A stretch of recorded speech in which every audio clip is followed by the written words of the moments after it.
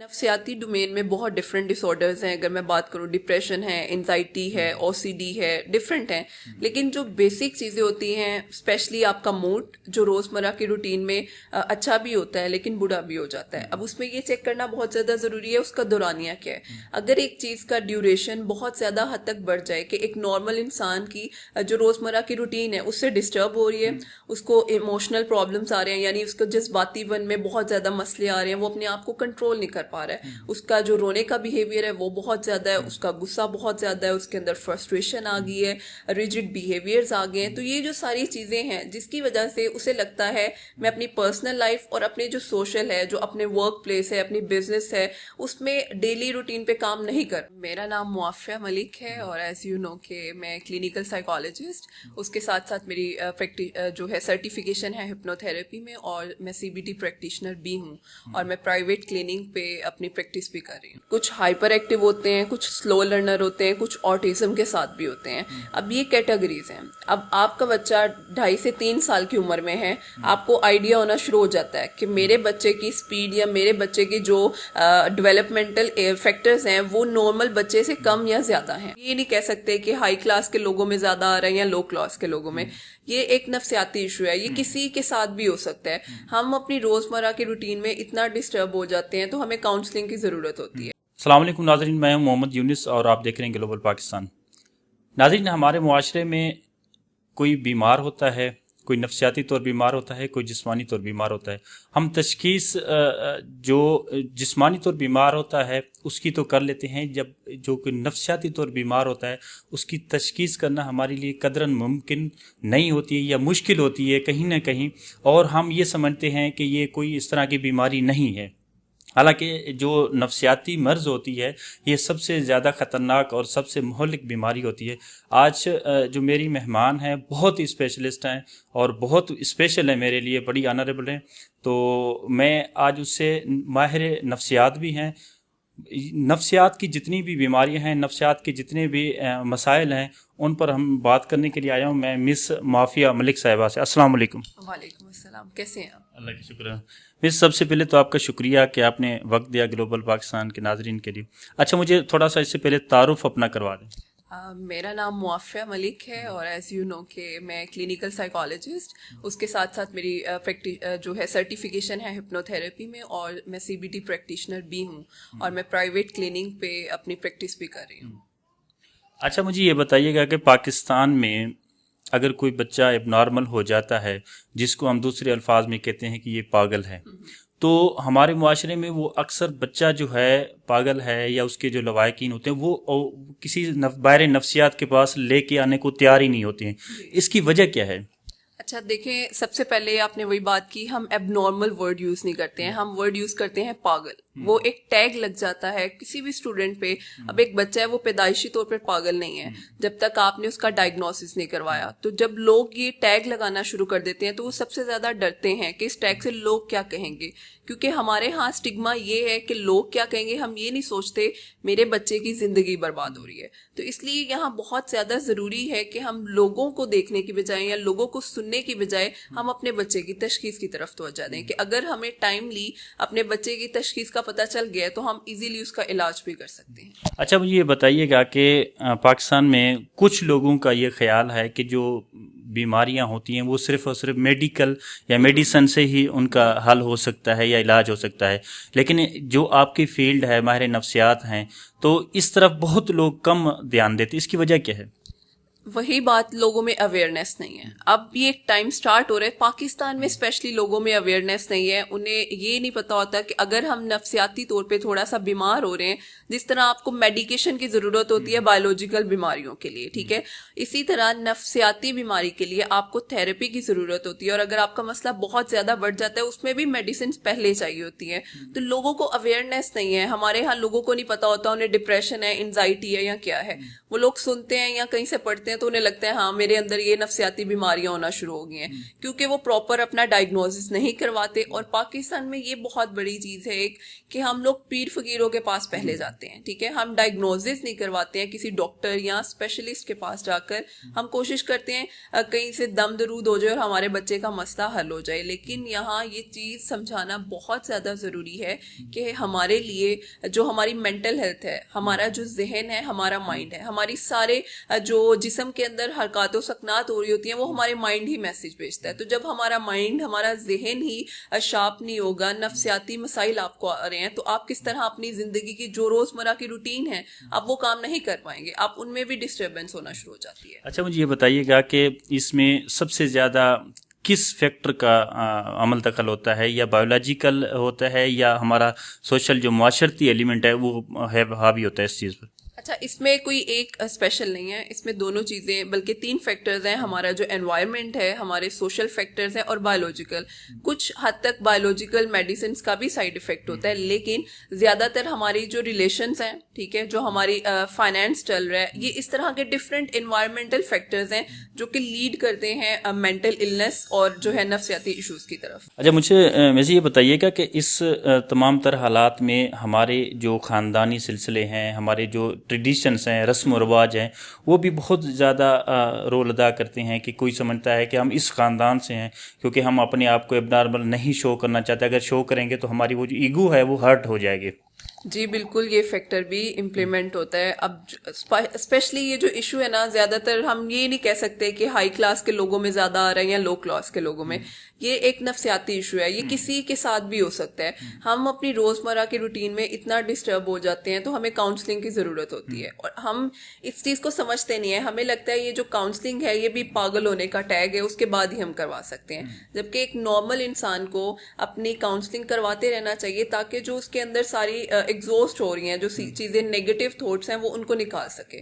لیکن یہاں یہ ہوتا ہے کچھ لوگوں کو اب یہ سمجھ آنا شروع ہو گئی ہے کہ ہم لوگوں نے اس چیز کو ایکسیپٹ کرنا ہے, کیونکہ ہمارے ہاں وہی بات کہ اویئرنیس نہیں ہے. اب بہت سی چیزیں اویئرنیس کی ڈومین میں آ چکی ہوئی ہیں اور لوگ اس چیز کو سمجھ رہے ہیں کہ ہم لوگوں نے اپنی مینٹل ہیلتھ پر کام کرنا ہے. لیکن وہی بات, ابھی بھی 40% یہاں کام ہو رہا ہے مینٹل ہیلتھ پہ, باقی پرسنٹ جو ہے وہ کام نہیں ہو رہا, کیونکہ لوگوں کو اویئرنیس نہیں ہے یہ نفسیاتی مسئلہ ہے کیا, کس قسم کا مسئلہ ہے. کیونکہ انہیں لگتا ہے جس کو نفسیاتی مسئلہ ہوا, چاہے وہ ہلکا پھلکا کیوں ہے, کیونکہ چاہے وہ کاؤنسلنگ ہی کیوں نہیں کروانی, تو وہ ایک پاگل ہے. یہ ہمارے یہاں بہت بڑا ہے.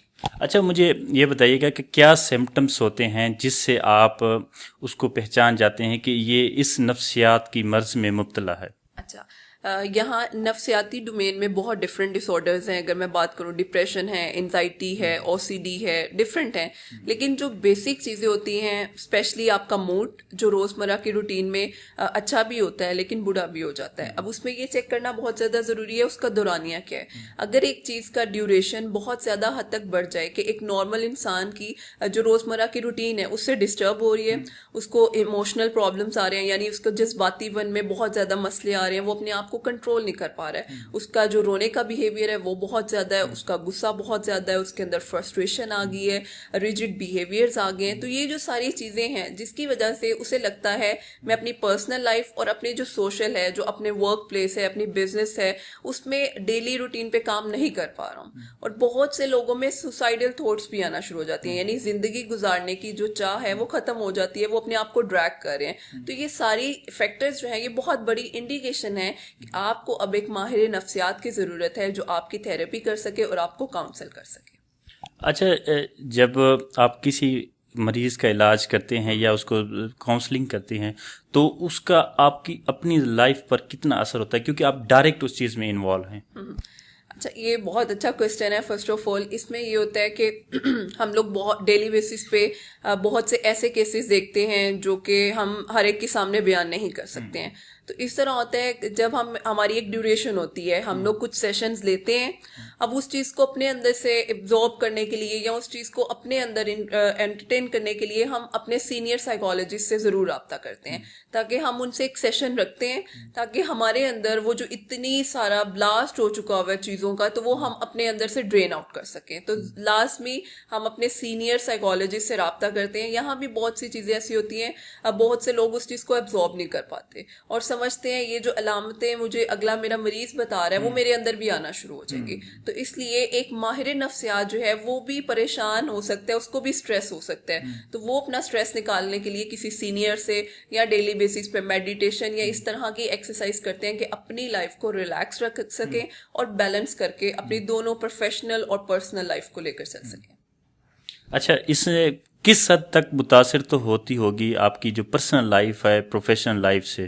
ضرور, آخر انسان ہے, کچھ نہ کچھ اثر اس کا ضرور لیتے ہیں. اچھا, اس میں زیادہ تر اسٹریس آپ کو ہو سکتا ہے, ٹھیک ہے, کیونکہ آپ چیزوں کو اس طرح سے پک نہیں کر پا رہے ہیں تو اوبویسلی آپ کو ان کی نیگیٹو تھاٹ سن کے آپ ان کے اندر اپنی پازیٹیوٹی آپ ان کے اندر ڈال رہے ہیں, ٹھیک ہے. تو جب ان کی نیگیٹیوٹی آپ لے رہے ہیں تو آپ کے اندر ایک چیز آنا شروع ہو جاتی ہے, وہ اسٹریس ہے. اکثر اوقات آپ کو غصہ بھی آتا ہے, لیکن اگر آپ نے اس کو خود سے مینیج کرنا سیکھا ہوا ہے نا تو آپ اس کو مینیج کر سکتے ہیں. ادروائز پھر آہستہ آہستہ آپ کے اندر سمٹمز آتے ہیں اور آپ کو بعد میں پرابلمس بھی ہوتی ہیں. اچھا, مجھے یہ بتائیے کہ پاکستان میں سائیکولوجی کے لیے کتنا بڑا کام ہے جو ہو رہا ہے یا ابھی ضرورت ہے؟ کیونکہ باقی جتنے ڈیولپنگ کنٹریز یا ڈیولپڈ جو کنٹریز ہیں ان میں ظاہر بات ہے فرق تو ہوتا ہے. پاکستان کی کیا سچویشن ہے اس معاملے میں؟ اچھا, اس میں یہ ہے باہر کے ممالک میں بہت زیادہ اس چیز پہ کام ہو رہا ہے, لوگوں کو اویئرنیس بہت زیادہ ہے. لیکن اب میں بات کروں ریسنٹلی یہاں پاکستان میں اب کام ہونا شروع ہوا ہے. پہلے کسی کو نہیں پتا تھا نفسیات کیا ہے, مینٹل ہیلتھ کیا ہے. اب مینٹل ہیلتھ کے ڈفرینٹ اویئرنیس پروگرامز ہوتے ہیں, ڈفرینٹ سیشنز ہوتے ہیں, ڈفرینٹ یونیورسٹیز آرگنائز کر رہی ہیں تاکہ لوگوں کو اویئرنیس مل سکے, ٹھیک ہے نا. اور یہی ایک بہت بہترین طریقہ ہے, یہ جو انیشیٹو لیا گیا ہے اب حکومت نے بھی لیے کہ ڈفرینٹ سائیکالوجسٹ ہائر کیے جا رہے ہیں اور ان کی پریکٹس چیک کی جا رہی ہے. جو اگر ان کے کالجز ہیں یا یونیورسٹیز ہیں وہاں بھی سیمینار ارینج کیے جا رہے ہیں تاکہ لوگوں میں اویئرنیس آ سکے اور وہ اس چیز کو ایکسیپٹ کر سکے اور ہماری کنٹری جو ہے وہ باقی ڈیولپ کنٹریز کے معیار کے مطابق ہو سکے. اچھا, یہ بتائیے گا کہ ایک سائیکیٹرسٹ ہوتا ہے, دوسرا سائیکولوجسٹ ہوتا ہے, ان دونوں میں فرق کیا ہے؟ اچھا, ان میں ایک بہت میجر ڈفرینس یہ ہے, سائیکیٹرسٹ جو ہیں وہ MBBS کرتے ہیں. MBBS کرنے کے بعد وہ FCPS یعنی سائیکیٹری کی اسپیشل ڈومین میں اسپیشلائزیشن کرتے ہیں اور وہ آپ کو صرف میڈیکیشن دے سکتے ہیں. آپ کے جو سائیکیٹری یا نفسیات سے ریلیٹڈ آپ کا مسئلہ جب بہت زیادہ شدید ہو گیا ہے تو آپ سائیکیٹرسٹ کے پاس جاتے ہیں, وہ آپ کو میڈیسنس کی صورت میں ہیلپ کرتے ہیں. لیکن جب آپ کی تھیراپی کی بات آتی ہے یا سائیکالوجسٹ کی بات آتی ہے تو ایک سائیکالوجسٹ کی کوالیفیکیشن ہوتی ہے 18 ایئرس آف ایجوکیشن, جسے ہم MS کہتے ہیں.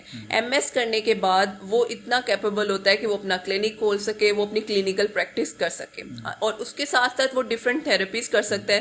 جس طرح سٹارٹ میں نے بات کی CBT, ہپنو تھراپی, اس طرح کی تھراپیز بھی کر سکتے ہیں.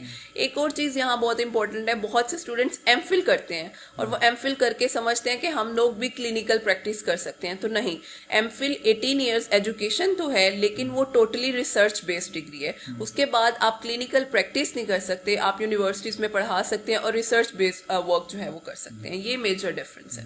اچھا, مجھے یہ بتائیے گا کہ پاکستان میں اس کا مستقبل کتنا روشن ہے یا دنیا میں اگر دونوں کی طرف دیکھیں تو؟ اگر ہم اس چیز پہ کام کریں تو بہت زیادہ, اب بہت سے لوگ سائیکالوجی میں بھی آ رہے ہیں, اسپیشلی یہ دلی میں کہ لڑکیاں سائیکالوجی زیادہ پڑھ رہی ہیں, لیکن اب بوائز کی ریشو بھی آنا شروع ہو گئی ہے, وہ بھی سائیکالوجی پڑھ رہے ہیں, ٹھیک ہے. تو یہ اگر ہم اس پہ کنسسٹنٹلی کام کریں تو انشاءاللہ ہمارے فیوچر میں بہت اچھے طریقے سے لوگوں کو اویئرنیس ہوگی. دیکھیں یہاں کتنا اسٹریس ہے, جاب کا ہے, ہم ٹائم نہیں مینیج کر پاتے, ہم اپنی زندگی پرسنل زندگیوں کو بیلنس نہیں کر پاتے ہیں, پروفیشنل کو نہیں کر پاتے, تو ہمیں ہر جگہ کہیں نہ کہیں کاؤنسلنگ کی ضرورت, پروفیشنل ہیلپ کی ضرورت پڑتی ہے.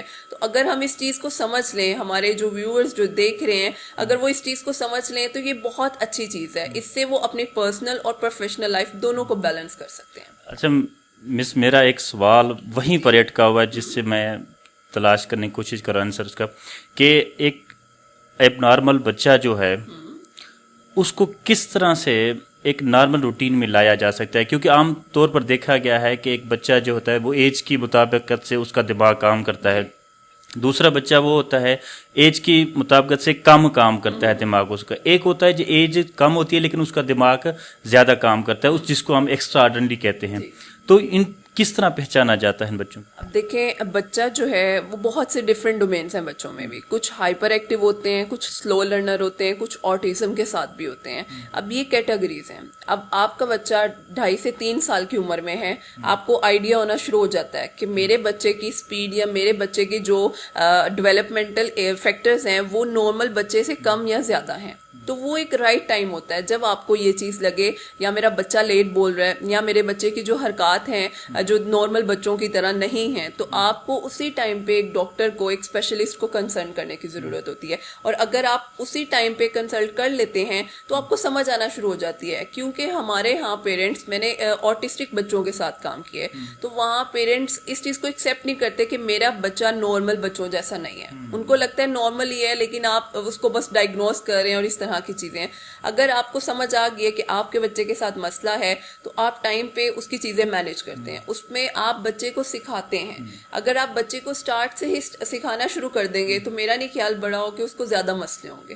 तो ये वो एक राइट टाइम होता है कि आप बच्चे की ट्रेनिंग शुरू कर देते हैं। एबनॉर्मेलिटी ठीक है, अल्लाह ताला ने दी है, एक आजमाइश दी है, लेकिन अगर आप उस चीज़ को समझ कर अपने उस फैसले को उसके अकॉर्डिंग लेकर चलें ताकि बच्चे के बिहेवियर को मैनेज करना किस तरह है वो आप सीख सकें। अगर पेरेंट्स ये चीज़ सीख जाए ना तो बच्चों की लाइफ बहुत हद तक बेहतर हो। अच्छा मिस, मुझे ये बताइएगा कि कोई जो हमारे नाज़रीन देखने वाले हैं वो आपकी क्लिनिक तक अप्रोच करना चाहते हैं या आपसे कांटेक्ट करना चाहते हैं अपने मसाइल को लेकर, तो क्या तरीक़ेकार है, किस तरह आपसे कांटेक्ट कर सकते हैं? अच्छा, इसमें मेरा फेसबुक पेज भी है, मुआफ़ा मलिक क्लिनिकल साइकोलॉजिस्ट के नाम से। यूट्यूब चैनल भी है, वहाँ पे नंबर भी मौजूद है। और अगर आप फिजिकल सेशंस भी लेना चाह रहे हैं तो सिंगापुर मेडिकल सेंटर जो कि इकबाल टाउन में है, आप वहाँ आके मुझसे सेशन ले सकते हैं। लेकिन वही चीज़ है, आपको पहले अपॉइंटमेंट बुक करना पड़ती है ताकि बाद में कोई मसला पेश ना आए। कोई मुस्बत पैगाम देखने वालों के लिए? जी बिल्कुल, हमारी जो मेंटल हेल्थ है वो बहुत ज़्यादा इंपॉर्टेंट है। अगर आपको लगता है किसी भी चीज़ की वजह से आपकी रोज़मर्रा की रूटीन या आपकी जहनी हालत मुतासिर हो रही है, वो इमोशनल प्रॉब्लम है, फिजिकल साइकोलॉजिकल इश्यूज़ हैं, आपका मूड स्विंग्स बहुत ज़्यादा हैं, तो वो एक बहुत बड़ा इंडिकेशन है ताकि आप किसी साइकोलॉजिस्ट या साइकेट्रिस्ट की हेल्प ले सकते हैं ताकि आप अपनी ज़िंदगी को बेहतर बना सकें और मुस्बत जो है वो उम्मीद के साथ अपनी ज़िंदगी को जी